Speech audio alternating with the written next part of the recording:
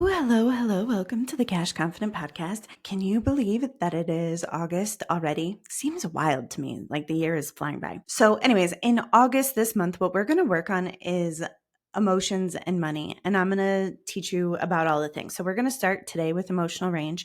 And then during the rest of the week, we're going to talk about emotional alchemy, the emotional guidance system, and basically how to become magnetic with using your emotions, right? So, I'm very excited about this topic, and I have a small announcement for you all. So, for the next time being, I am really narrowing the focus of my business to women who are scaling. So, I have an offer that is called Limitless Wealth, and also I do some private coaching. And the things that we work on inside of this container are really around building the capacity, the inner game of wealth. And so, we're doing a lot of advanced mindset work. We are doing emotional range work. We're really learning how to harness our emotions, how to use energetics, all of like the woo-woo stuff. But once you start really applying the woo-woo stuff, it's really not as woo as it seems. And so basically, over the last probably 5-6 years, I've been working with women in business. And it's something I'm really, really good at. I'm really good at helping women to kind of bust through like the social conditioning and really be able to hold, to create, make, hold that next level of wealth. So if you're scaling your business, if that's something that you want to talk about, if you go to the show notes, you can book a call with me for free, and then we can talk and see if working together is appropriate. So I just wanted to start with that little announcement. And of course, you can still buy all my DIY programs. And I'm sure down the road, I will offer like other group courses and programs. But for right now, this is going to be the thing that I focus on. All right. So let's talk about it. Let's get into emotional range. So if you've been listening for a while, you've heard me talk about emotional range because I think it's one of the most talked about, underrated skills that's really, really required for that inner game of wealth. So when I say emotional range, that's probably a phrase you might not have heard before, but what I'm really talking about is the ability to hold a high level of sensation in the body.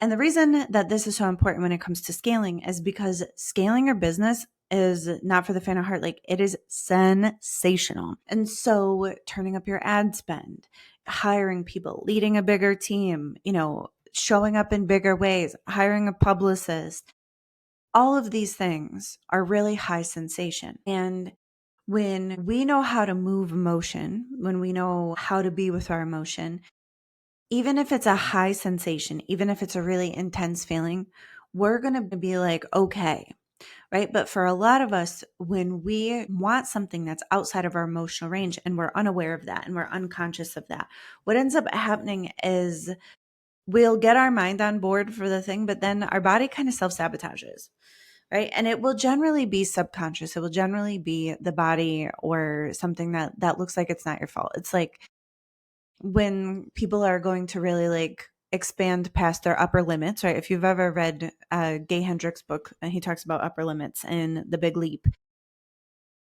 sometimes when we don't have the emotional capacity for what it is we want, it's the place where we get into a fight with our spouse, or we get hurt or sick, or we get into a car accident. There's all sorts of drama that comes with the upper limit problems. And what's really, really happening there is you're saying to the universe, you're like, hey, universe, I want this big, abundant life. And the universe is going to be like, okay, girl. Yeah, let's do it. But when the thing that you want, your body's actually not used to those neurochemical cocktails, your body actually can't handle that. What ends up happening is your body's like, absolutely not. We're not doing this. That is terrifying, right? Because I'm going to just use this as an example. So let's say you want to submit a pitch, you want to speak on a big stage. You can see the benefit to your business. Your mind is like, yes, do it. But your body is like, I don't know about being seen by that many people. And then your mind is probably going to ask the question, what if they don't like us? Or like, can I handle being criticized on stage like that? And if the answer is no, chances are you're going to half-ass the pitch. You're going to forget about the due date. You're going to not send it in. These are the ways that self-sabotage really happens. And I want to just point out here that when we say self-sabotage, what we're really talking about is self-protection. What we're really saying is, I want something that's too big for me to hold, and I'm going to get in my own way until I have the capacity to hold it, right? Because if you were, to receive something that you couldn't hold. I mean, and listen, you can receive stuff that you can't hold. It just doesn't last long, right? Like I'll see it with money. People will call in a big sum of money. They're not ready to hold it. The money will disappear and it'll be done, right? And then they'll have to start all over again. All right. So let's talk about the ways that a lack of emotion. Well, actually, let's. So emotional range. It's funny because like there's on the downside, if you lack emotional range, there's some downsides. But if you have emotional range, there's some definite like bonuses. There's some definite boons, and there's some definite ways to make a lot of money with that. So let's just talk about the fear of sensation. Let's start here. So when I'm talking about fear in our business, almost all of the fear that I encounter as a coach working with people who want more is almost completely fear of sensation. Right, like the sensation of failure, the sensation of being witnessed, trying and failing, the sensation of criticism, being judged, outgrowing your people, being a leader, not being liked, holding boundaries, scope, like eliminating scope creep in your business, charging premium prices, all of these kinds of things. If you're like, when you feel that resistance in your body and you're like, I want to charge more money, but can I do it? Can't, almost all of that like resistance is actually the fear of sensation, right? Because there's no actual danger. There's no actual, not really danger, right? Charging premium prices. What's the worst that's going to happen is somebody's going to say, no, your price is too high, tell you, no, your price is too high, and write a mean post about it on the interwebs, right? Like, when you speak on stage, there's not really a physical danger. So the fear is not the adaptive kind of fear. So when we think about fear, we have adaptive fear. And so that's fear that's going to protect you from actual danger. So that feeling when your body's like, no, we're not walking down that dark alley. We're not getting into this car, or we're not doing this thing. That fear is useful. It's adaptive. It helps to keep your little physical human body safe. But most of the fear that we encounter is going to show up as resistance in our business. And it's really what's really, really going on is the thing that we want is outside of our emotional range. And that resistance is helping us to be protected from ourselves, more or less. Right? So that fear of sensation so when we have a lack of emotional range, that fear, that resistance. And for me, I'll tell you, when I'm in resistance, I feel it. It's at my chest. I like make a face. If you're watching this, I'm like, meh. And when I'm like in resistance, I'll joke. I'm like, I want to chain smoke Newport cigarettes, even though I don't smoke. That's what resistance feels like to me. I'm like,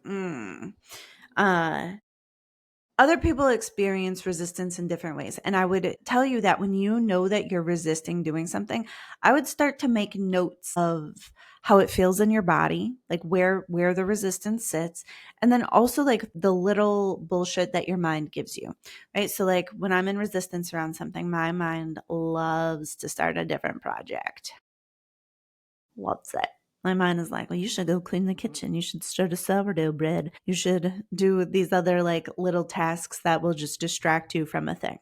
I also really like to scroll when I'm resisting. Right? So if I catch myself feeling resistant and then I start to scroll, I'm like, oh, I'm just distracting myself from doing the thing. Now, what this does for you is it gives you a nice level of awareness on one, when you're in resistance, and two, just your own mental fuckery. And what this does for you is, with practice, these observations become really valuable information for you to be able to move through resistance faster. But on the upside, so after you have the emotional range, the fear of sensation basically goes away. And the level of freedom that you will have when you are not afraid of feeling is amazing. The level of money that you can make when you're not afraid of potentially having to have a bad feeling in your body is wild.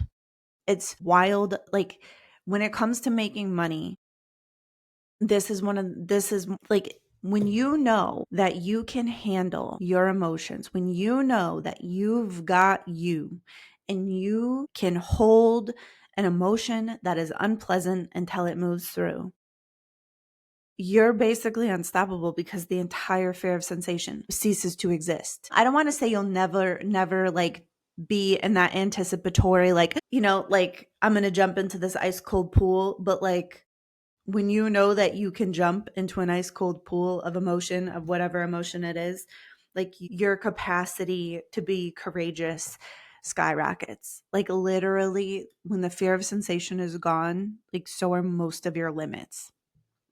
Right. So much of the work that I do with clients is around observing them. And I'm not talking about story. I want to really, really, for the sake of this discussion, separate story from sensation. So let's just say, I don't know, I have something bad happen. Somebody cuts me off, cuts me in line at the coffee shop. I'm going to have a story about that. I was driving and this D-bag cut me off and it almost, blah, blah, blah, blah. But really the sensation is going to happen in my body, right? So stories are going to be like that verbal, story that your mind gives you. And then the sensation is going to be vibrational information that your body receives, right? And I want to just point this out because a lot of times when people think they're processing their emotions, when they think they're sitting with their feelings, what they're doing is thinking about their feelings. They're not actually paying any sort of attention to the sensation. They're not actually in their body. They're in their mind. Now, the reason that I'm bringing this up is because the mind does a real shit job of processing emotions. You basically, I don't want to say you can't. I'm sure some people can, and I'm sure it's possible at low levels. But really, where the emotions move, it's a body-based sensation, right? And so when we're trying to do the body's work in the mind, it typically doesn't work very well. And you'll see this, like you'll know what I'm talking about if you have a story that you've thought about and talked about to death, and still if somebody was to bring it up, you could retell the story and feel yourself get worked up about it, even if the story is very old. This is what I'm talking about when the mind does a shit job of processing the emotion because the emotional charge is still there. You'll always have your stories, right? Your memory's not gonna go blank just because you learn how to process your emotions. But when you have a lot of charge around the story, it's basically unhealed processing to be done, right? And so let's talk about that. So that's what we would, sometimes people would call it like a trigger or an activation. Those are words that people talk about. But when you're holding on to a lot of emotion from the past, what ends up happening is a story or something will come up today that reminds your body of those sensations that are there, that are unprocessed, and they all get active, right? So this is going to resonate. So if you've ever been, let's say mad at your spouse or mad at your kids, about something tiny that they did today, but you fly off the motherfucking handle because what you're actually mad about was the thing that happened today and the thing that happened yesterday and the thing that happened 3 months ago and the thing that happened 4 years ago. And all of this, the straw that broke the camel's back, all of this emotion then comes flooding into your system, right? And so when it comes to business, oftentimes we're going to carry a lot of like little scars around our business. This is my story. This is my example. But in 2021, I was running a lot of Facebook ads, probably like, I don't know, I'd probably say like $10,000 a month in Facebook ads. And we were making a lot of money on courses. I was making a lot of money on courses. And then one day Facebook just took my ads account away and said that I wasn't allowed to sell immigration paperwork, which I never even had mentioned ever at all, because that's way far not at all what I do.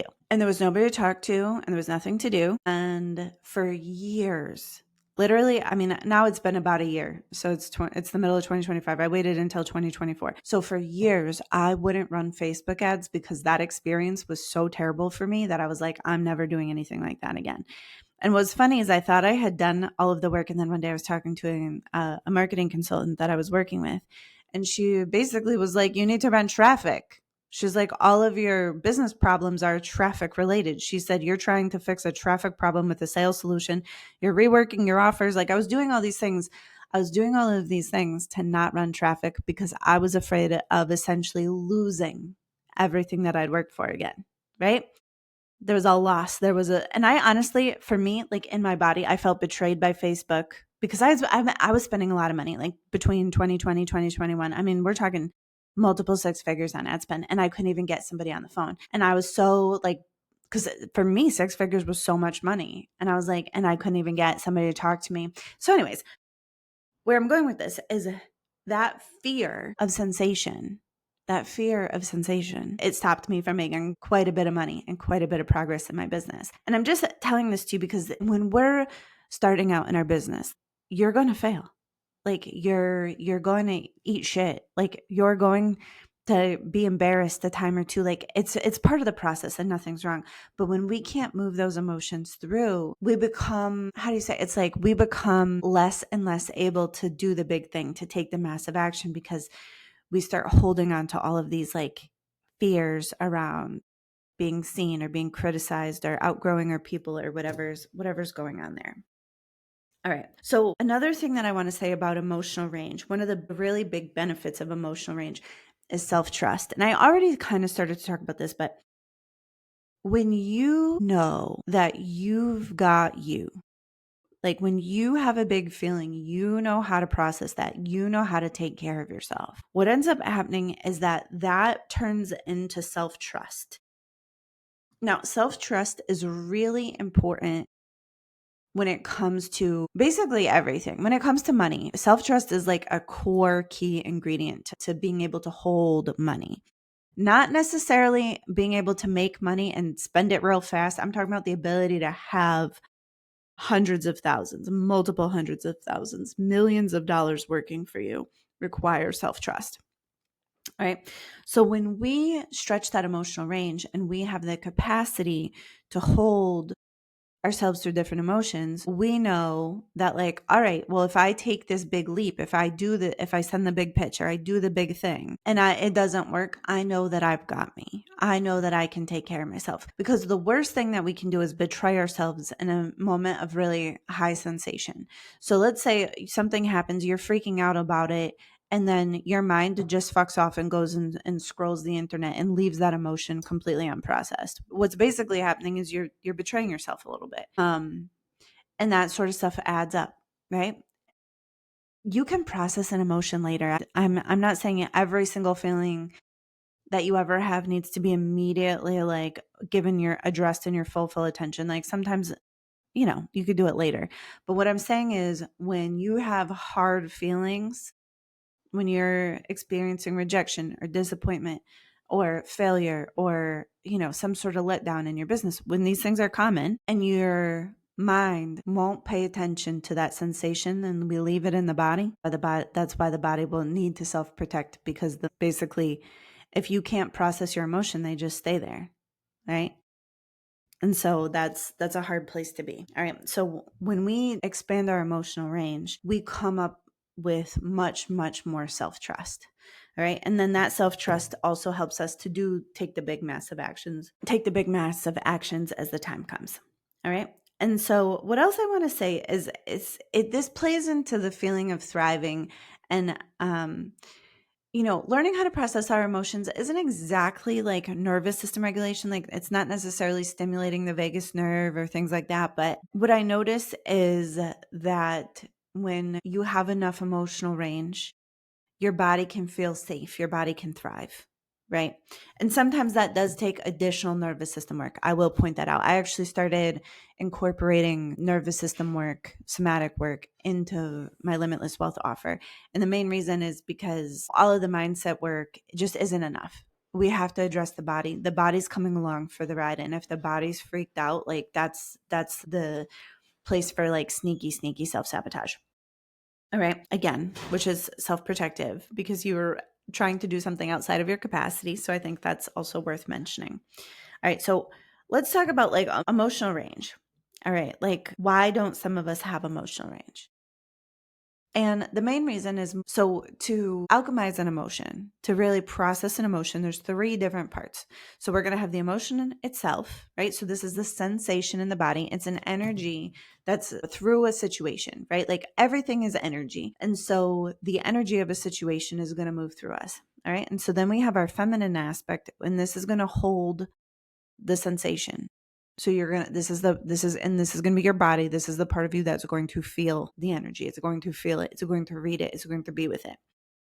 Now, alchemy is a 3-part process, right? And so to change that emotion, to release it, to move it through the body, or to change it into something that's useful to us, we also need our own masculine attention, right? And so when I teach my clients about emotional alchemy, we're going to use like a loving approval meditation. And so basically the consciousness aspect of you, your consciousness, is going to really pay attention to the sensation that your feminine, your embodied part is going to be holding. So you're going to be doing two things with yourself at the same time. So you're going to be feeling the emotion and you're going to be witnessing yourself and feel the emotion. So as you feel the emotion, you can probably feel into it for, I don't know, sometimes you'll find a color, texture, density. Sometimes a story will pop up, right? All of that. And you're going to be giving your full attention to this. Now, when you've done that, most of the time emotions will move through very, very quickly. People have challenges with emotional ranges. Most of the time, nobody ever taught us how to pay attention this way. And so just if you think back to when you're a little kid, so a little kid doesn't have a lot of masculine energy, almost none, depending on their age. Little kids are going to be fully in the present moment. They're going to be fully embodied. Like if you've ever seen a little kid, you know, like a little kid hopping in a puddle, pure joy. A little kid like getting a sandwich cut in squares instead of triangles, like the ultimate betrayal, devastating. And those emotions are real. And then also little children are so extra because they're having emotional charge, intensity, but they don't have that much body, right? They don't have a lot of body to hold that charge. And so it's overwhelming.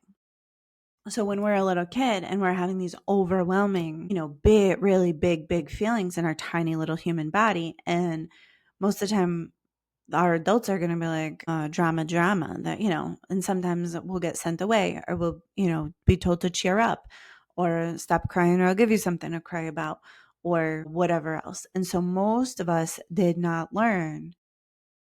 We never got that masculine quality of attention to hold us fully and completely in our big feelings. And we can't blame, you can blame your parents. It doesn't really help, but our parents, the stuff that we're talking about is new. You know what I mean? Like not everybody, our parents often also didn't get that quality of attention or have a great emotional intelligence. That wasn't really like a thing. I'm in my 40s. So my parents were born in the 50s. I'm not even sure if one of them has even been to therapy, or anything. There was a lot of stigma coming up. So if you're about my age, you're going to probably understand what I'm talking about.